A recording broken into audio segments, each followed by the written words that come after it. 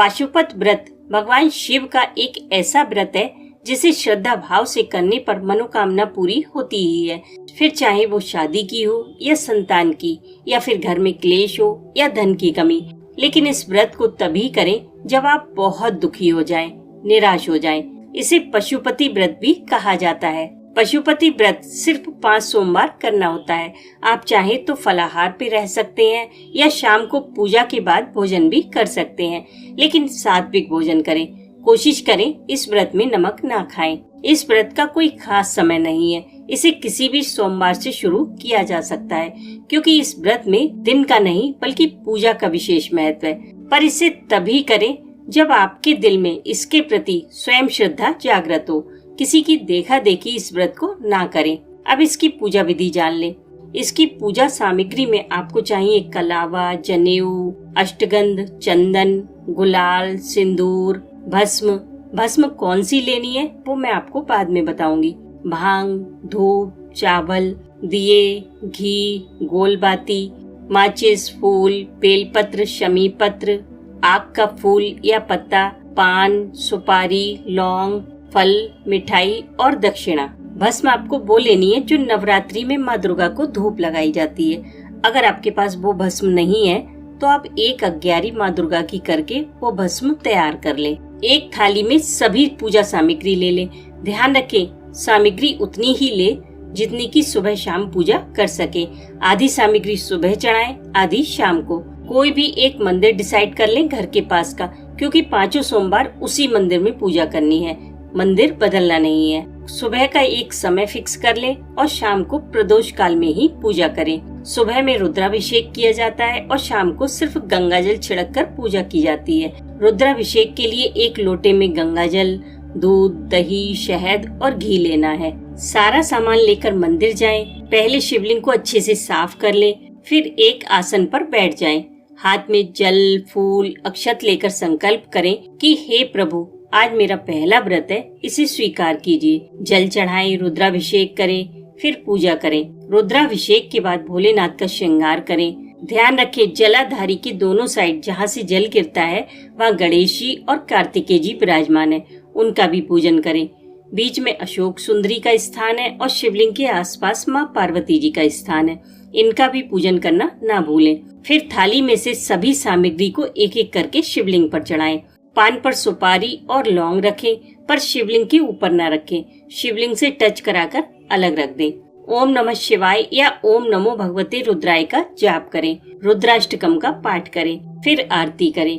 उसके बाद शिव जी से आशीर्वाद मांगे, आपकी जो भी कामना हो उसकी पूर्ति के लिए। जब आप जल चढ़ाएं तो थोड़ा सा जल ले लेना है, जलाधारी के साइड से जो गिरता है वहाँ से। पूजा करने के बाद प्रसन्न मन से सीधा घर आएं और जो जल लेकर आए हैं उसे पूरे घर में छिड़क दें, पशुपति भगवान का नाम लेके। और जो पूजा की थाली आप लेकर गए थे उसे ढक कर रख दीजिए, क्योंकि उसी थाली से शाम को भी पूजा करना है।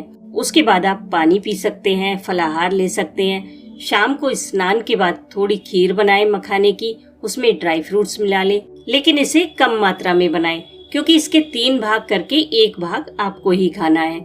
फिर एक बर्तन में सारी खीर रख लें और सुबह वाली थाली में ही 6 दिए और रख लें, मिट्टी के या आटे के, और साथ में 2 दोने भी ले लें। प्रदोष काल में मंदिर जाएं, आसन लगाकर बैठ जाएं, शिवलिंग पर गंगाजल छिड़के सुबह की तरह ही पूजा करें। जो भी चीज थाली में हो सब एक एक करके चढ़ाएं। शिवलिंग के आसपास जो बाउंड्री होती है वहाँ फूल बिछाकर 6 दियों को बैठा दें। फिर खीर के 3 हिस्से करें, एक एक हिस्सा दोनों में रख दें, तीसरा हिस्सा अपने बर्तन में ही रहने दें। दोने वाली खीर के ऊपर एक एक बेलपत्र भी रख दें। फिर 5 दीपक प्रज्वलित करें।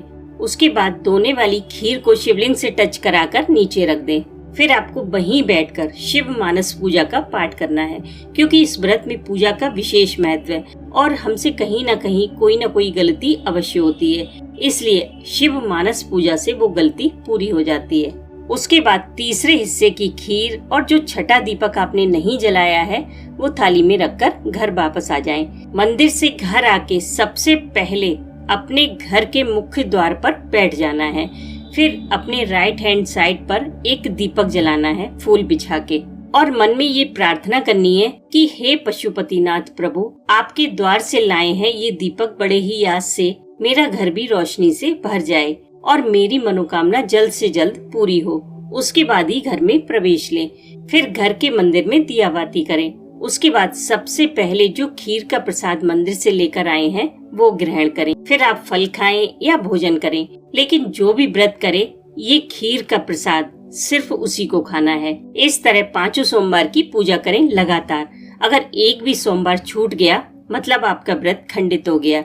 5वें सोमवार को व्रत भी किया जाएगा और उद्यापन भी। उद्यापन शाम को करना है। इसमें आपको कोई भी एक चीज ले लेनी है 108। आप बेलपत्र भी ले सकते हैं, शमी पत्र ले सकते हैं, साबुत मूंग या चावल ले सकते हैं या फिर आग का फूल भी ले सकते हैं, लेकिन ध्यान रखें 108 होने चाहिए।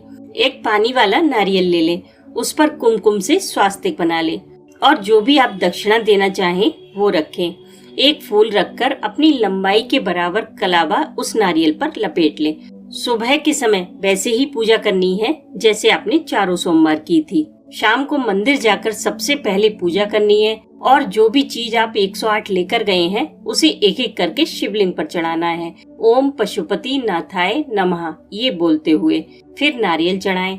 नारियल को शिवलिंग से टच करा के नीचे रख दें। उसके बाद हाथ जोड़कर सर झुकाकर अपनी गलतियों के लिए क्षमा मांगे और भगवान से अपनी कामना पूर्ति के लिए प्रार्थना करें। फिर घर वापस आ जाएं। आपका व्रत कंप्लीट हुआ। और हाँ, एक चीज और, अगर आप लक्ष्मी प्राप्ति के लिए इस व्रत को कर रहे हैं तो शाम के समय मंदिर में बैठकर शिव तांडव स्तोत्र का पाठ करना ना भूलें।